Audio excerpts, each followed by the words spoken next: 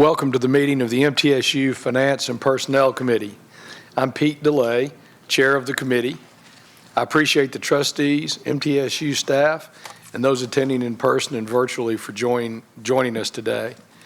I would like to begin this meeting by acknowledging our former chairman of this committee, Joey Jacobs, and what a great job he did for both this committee, this Board of Trustees, and this university. Dr. McPhee, do you have any opening remarks? No, Mr. Chairman. Thank you. The first item of business is the roll call. James Floyd, University Counsel and Secretary of the Board, please call the roll. Thank you. Trustee Baker? Here. Trustee Boyd? Present. Trustee Cottle? Present. Chair DeLay? Present. Chair Smith? Present. Vice Chair Carbowiak? Here. Vice Chair Carbowiak, because you're participating electronically, in accordance with TCA 8-44-108, there are two questions that you'll need to answer for the record. First, are you able to hear me and the other trustees clearly so that you can participate in the meeting? I can. And second, are there any other individuals in the room with you? There are not. Thank you. Trustee Wright? Trustee Carpenter? Here. We have a quorum. Thank you, James. Today, our committee has two action items and two informational items. The first agenda item is the approval of the minutes from the committee meeting held on November 15th, 2022. The minutes from that meeting are behind tab 1 of your meeting materials. Is there a motion to approve the minutes from November 15, 2022? Motion to approve. Thank you, Mr. Baker. Second. Thank you, Mr. Boyd. James, may we call the roll, please? Trustee Baker? Approved. Trustee Boyd? Approved. Trustee Cottle? Approve. Trustee DeLay? Approve. Chair Smith? Approved. Vice Chair Carbowiak? Approved. The motion carries. Thank you. The next action item, located behind tab 2 of the meeting materials, concerns a recommendation for the permanent appointment of Vice President of Information Technology and CIO. President McPhee, will you please present the information? Yes, thank you, Mr. Chairman, members of the committee.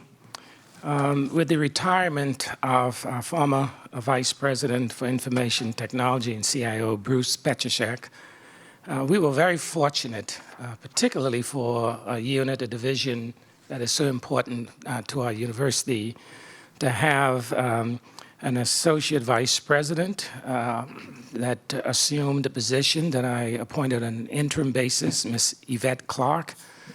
She comes with tremendous amount of experience, formerly as a vice president at Tennessee Tech.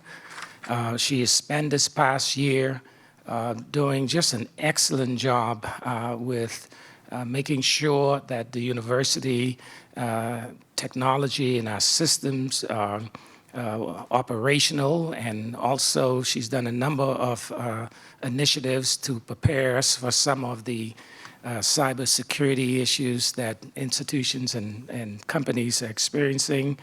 And so it was my pleasure to recommend that Ms. Clark be appointed as the permanent Vice President for Information Technology and our Chief Information Officer.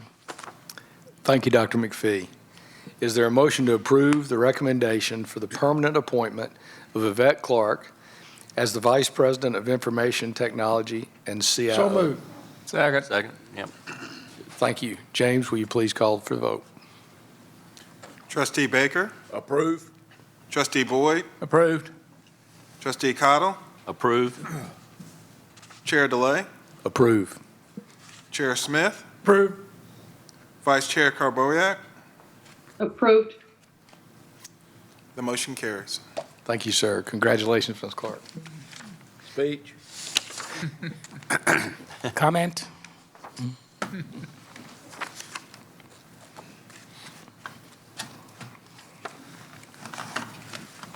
told Deb earlier it would have been a great time to create a hologram of myself and just be able to sit in my seat while it gave this speech. But in the event that I couldn't do that, I sincerely thank the Board of Trustees for the opportunity to say a few words. Dr. McPhee sets a high bar for leadership, and I appreciate the trust and confidence that he placed in me to serve as the interim Vice President of IT and the CIO for the past year. It has been the most rewarding professional experience of my career, and I am thrilled to continue serving in this role permanently. I'm grateful to the other vice presidents for their welcoming me into their executive leadership team, and I look forward to collaborating with them and the other stakeholders across campus to develop and implement technology solutions that will benefit our students, faculty, and administrators. I'm also grateful for the privilege of working alongside such a skilled, talented, and dedicated IT team. Their expertise and commitment to excellence are genuinely inspiring, and I am proud to be a part of such a dynamic and forward-looking group of professionals. I'm looking forward to continuing to build partnerships across campus, creating innovative and effective technology solutions that meet the needs of our community. I'm excited about the possibilities that lie ahead, and I am committed to working tirelessly to ensure that our institution remains at the forefront of technological innovation. And I appreciate your vote of confidence to move this forward and be the permanent. And I have to say that timing is everything with the little glitch we had this morning, but the team made a decision, reverted back to last night's backup, and we're back up on the website. So keep calm and carry on is all I can say when it's IT. So, any questions? We're just glad to see you've come in from the dark side of purple and gold and found the royal blue. So we're just pleased that you are enlightened. I have to say that it's been a tremendous time to be true blue, and I am true blue. I have embraced it. There's rarely a day that I don't have blue on in some way, shape, or form, and I'm very proud to be a part of the team here. It truly has been a wonderful experience. We're glad to have you on our senior Congratulations. team. Thank you. Thank you. The next agenda item is located behind tab 3, and it's an information update regarding the governor's budget and legislative budget hearings. Alan Thomas will present this information. Thank you, Chairman DeLay, and welcome to the best committee of this board. So, yes, it's been a busy several weeks since February the 6th. As you know, the State of the State address was that evening, and the budget came out shortly after 6 o'clock, and we delved into analyzing it very quickly, as we always do. And you should have seen that summary that went out to the campus and to the board members early the next day. And then there's in the materials, there were two additional memos that went out from THEC that was more global in nature, that affected all of higher education. So you will see that in the materials as well. Since then, we have attended several budget hearings. The first one was on February the 15th, and it was House Finance, Ways, and Means Committee. And then the second one was just, I think, last week with the Senate Education Committee on March the 8th. Both of those, I think, went well. We've also attended other meetings that we were called to, one specifically on capital funding for higher education. And I believe that was with Senate Finance, Ways, and Means. So some of the information that was presented at the other budget hearings that we attended in both houses, we talked about the salary funding that is still being funded at 55%, and the hardship that coming up with that additional 45% out of the remaining part of your budget, either through reallocations, through additional tuition and fees, or through the limited operating appropriations that they provide. So, and I think every institution this year, because I watched all the other budget hearings as well, made that a point, even the University of Tennessee. we had several unfunded requests that were in the budget. So if you look at THEC's operating appropriation for MTSU, it was slightly over $12 million. If you look at what the governor's budget had, it was $3 million. So there's a short of $9.3 million in the request from THEC. So we did ask that the General Assembly look at that and consider fully funding the whole request and not just a partial amount. Because the additional funding goes back to salary funding, inflation that has occurred in this last year. So capital maintenance, we talked about that. THEC's recommendation for MTSU was $15.8 million. The governor's budget was $5 million, so a $10.8 million difference between the two requests. As our deferred maintenance continues to grow, probably currently over $150 million just for MTSU. Some of the other institutions were much higher than that. It will continue to grow, getting $5 million a year. It would continue to grow at $15 million a year. It's a much larger number than that. Safety and security. There was a request in there that would give MTSU $1.2 million to address safety and security concerns. Additional lighting for nighttime classes, additional cameras in areas that we don't already have cameras or where we're using other university resources to fund. There were lots of questions, I think, from the legislators on that piece alone because of recent events that have occurred in higher ed and other organizations around the world. So, so there was a lot of, I think, commentary this year from the General Assembly. Some years you go up there and you kind of do your budget presentation and you might get one question and then they pass your budget on. So this year I think it was more interactive, and Dr. McPhee may want to expand on that. Yes, we had our last budget hearing, as Vice President Thomas noted, last Wednesday. And there were multiple questions from the Senate Education Committee. We presented our needs, our concern. We also had a number of questions that were favorable to us, quite frankly, questions about our scholarship actions and policies, questions about average ACT scores, about our graduation rates. We actually had several charts up that showed it. We got a comment from the chair of the Senate committee, Senator Lundberg, who asked us about the use of our CARES money, and we talked about the technology that we implemented to help students during the pandemic. He was very, very complimentary of that. In fact, followed up with questions and asked the other institutions had they done something similar, and no one really to the extent that MTSU has.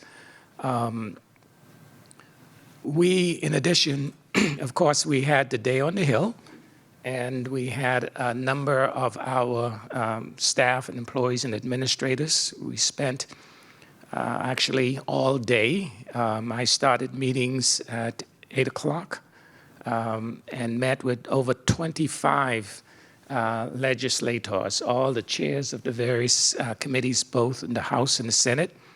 Met with the Speaker of the House, met with the Speaker and Lieutenant Governor of the Senate, and also had a brief meeting where we presented the governor a jersey, MTSU jersey, and we told him we'd like to see that displayed pretty prominently in his office. He was very pleased and excited. He kept looking at it, and I told him, I don't think you can fit that. We'll need to get another one for you, and we had a good little chuckle over that. But most importantly, of all the meetings we had, and both Alan and Kim and also Senator Ketron were with me, along with former Speaker Beth Howell, who went to every meeting. She started at 8 o'clock, and I think we finished at around 4:30. They didn't even give me time to have a good lunch. The takeaway was there was not a negative comment made about the university by over the 25, 26 people that we met. And in fact, many complimented us. And I think the ultimate compliment was from Chairman Reagan, who oversees the Oversight Committee. When we were walking the halls, he said, "You all don't need to come and see me." And I thought, wow, what did we? And he said, "You are on my good list. You're not on my naughty list." And I think that was really a reflection of the respect and the admiration that the legislators have for our university. So our goal is to continue to be responsive, continue to be engaged, and particularly on the salary issue, we really drill that as a major point to all of those individuals that we met with. And Alan, I know you will share one of the points we made. We added up 5 years of budget allocation to state agencies, and Alan has those numbers. It's really staggering when you think about the appropriation for state agencies fully funding the 5% and the additional monies to help with salary issues. Yeah, and let me remind you, and I think that's what you just said, Dr. McPhee, state agencies are receiving, when like this year, when they say 5%, that's a fully funded 5% salary pool. So they can do across the board and everybody gets something. Then they get market adjustment funding on top of that to address those positions that have high leave rates where they're leaving and turnover, and to try to retain those employees. So it started in 2019-20, and that budget, it was $18.5 million. The next 2 years, 2021, 21-22, $40 million each year. Last year, and I think it's reflective probably of coming out of COVID, 22-23, and people changing jobs and moving, $120 million. Wow. So more than the 3 years before that. This year, it's $74 million. And that's across all state agencies. So not one agency is getting $74 million. But, you know, we were in budget hearings hearing that, you know, their allocation, whoever was up at the table, was $3 million, or somebody else was $2 million, or another agency was $5 million. But they were there getting the funding, and that will allow them to give those market adjustments to keep the employees that they want to keep, but not taking away the allocation of the 5% to do that. So.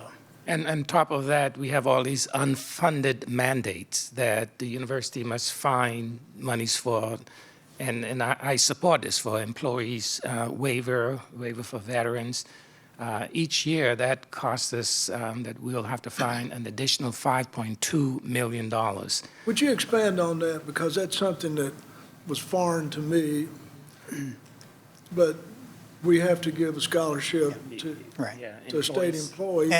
Yes, Expand on that. and these are programs that are in state statute, you know, so state employees get, and I don't have everything in front of me, a 25% or a 50% discount. Their children get a 25% discount. So when they come here, they're paying 75% or maybe only 50%. And then we're showing the additional, so we show the full tuition, and then we have to show a scholarship expense for the 25% or the 50%, but that scholarship is not funded. It's funded from the tuition being paid, you know, from those things. And there's other programs, veterans, I think teachers in the K through 12 receive discounts as well. So when you add all those up, it is well into $5 million. So what percent of scholarships that we give is that mandate? We give 20 million and 5 of it's that, or we give 10? I'm Right, trying right. to, Yeah, I'm thinking our scholarship budget is 25. well, you can get back to me, but that's just, Yeah. what percent of our scholarship? It's going to be it's going to be a mandate? high percentage of that. I mean, it's not going to, be 50% or anything, but it's a growing percentage, so we can get that to you. That's an additional $5 million that we could use to help with our salaries, but we have to actually plan that and allocate it in order to accommodate those mandates. We all remember that, the state gives us a range where tuition must fall, tuition increases must fall. And I'm involved in some other entities, and utility bills are up over 20%. Right. Not utility usage, the bills for right. less use Yes. of the utility are up over 20%. In these kind of inflationary times, it's a very major challenge to try to hold tuition at a very low limit and try to adjust salaries and deal with the other operating costs of the university. Yes. And that leads into what I was going to say next, is the THEC request that would have given us 12-point-something million. That wasn't something they just come up with. It's based on formula, outcomes, inflation. There's a formula they use to come up with that number when they make that request. So it's not THEC just saying we need 150 million. It is based on something like that. So, and the range that they set is also based on getting that funded through the governor's budget. So when it's not funded, THEC has the ability to go back and adjust that range. So right now it's 0 to 3%. We have not heard from THEC whether they will adjust that. They've got to have conversations with their commission members, but they usually wait until the governor's budget is passed to do that. So, and then they set their May meeting, so probably 1st of May, second week of May, that will come to the commission to discuss whether they increase that range. Should it be 0 to 4 or 0 to 5? Because you didn't fully fund the request. That went hand in hand to the state. So. And what's really disheartening, and all the presidents, we had a meeting with THEC, new interim executive director, after the House Finance budget meeting. What's really disheartening to all of us is the state is in great financial shape. They have significant excess dollars. And 08, 09, during that recession, they actually asked the universities to cut their budget at a significantly deeper level than state agencies. And at that time, they told us that when the state gets back on good footing, that they would try to bring us back. Well, that didn't happen at all. For MTSU, it was $58 million, around that number, Alan, close to, that we had to cut from our budget over a, 2-year period? 2 years.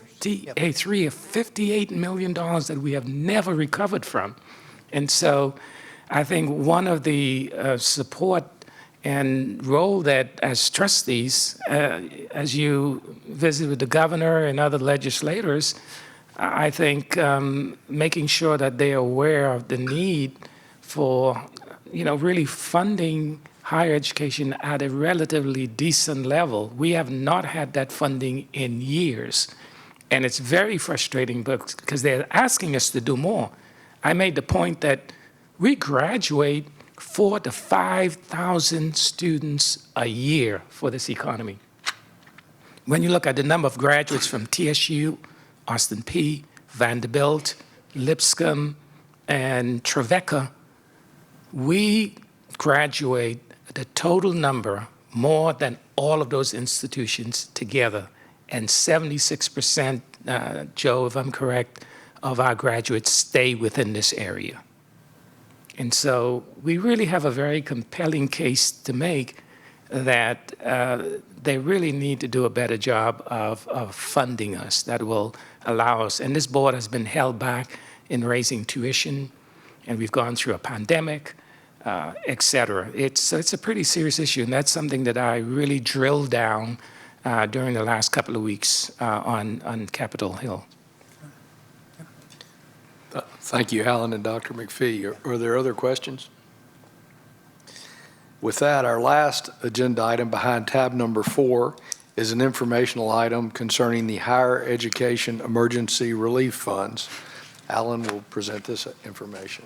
Thank you. This is just an update on the what we call HERF funding that was received during the pandemic. As of today, we have till June 30, 2023 to close that out and spend everything in that program. The date's been extended in months past, but that date hasn't changed in some time. So we're proceeding to closing that program out. If you look on page 25, you'll kind of see out of the $103 million that if you look at that top line, emergency aid to students, $43 million of that went straight to students. It went through their student account, but it did not deduct, you could not deduct account balances owed or anything. It had to go straight to students, and that was 42% of our allocation. If you look at the bottom section, which is under a different program, institutional portion, and if you look at the third line, meal plan refunds, if you look at on down the list, student fee adjustments, student housing refunds, student wage payments, tuition adjustments, those are all student-related too, where they were given breaks in tuition, we may have stopped charging the online fee, whatever we may have done, given refunds when we sent them home right when COVID started. So if you add those in, it's about 55% of our allocation went to students in one form or another. So, and back on the scholarship section, we had a clear plan that took weeks to try to develop for scholarships, awarding those scholarships, and that was required from the U.S. Department of Education to make sure you were awarding that under strict guidelines. And we've met every one of those guidelines. We posted every report online and sent it to the U.S. Department of Education that's been required during that time. That plan went through multiple approvals here on campus. All of that is now coming to a close. We're in the process of completing a report at the end of this month, which is an annual report for 2022. I'm not sure if the 2023 report, which will be a closeout report, exactly when it will be due, but if they keep the same schedule, it would be this time next year. And we'll be able to complete that report, show that we spent every penny of what we received. Nothing will go back to the Department of Education because everything, even though we have some funding on hand right now, it's all encumbered or committed in categories. So, and most of those categories right now relate to IT, and those are still supply chain issues and stuff that we're working through. So everything is in line to complete those all by June 30. So I'd be glad to answer any questions. Thank you, Alan. Are there any questions? That was our last agenda item for today. Mr. Chairman or Dr. McPhee, do you have any closing remarks? No, Mr. Chairman. Efficiently done. Well done. Thank you. We're adjourned.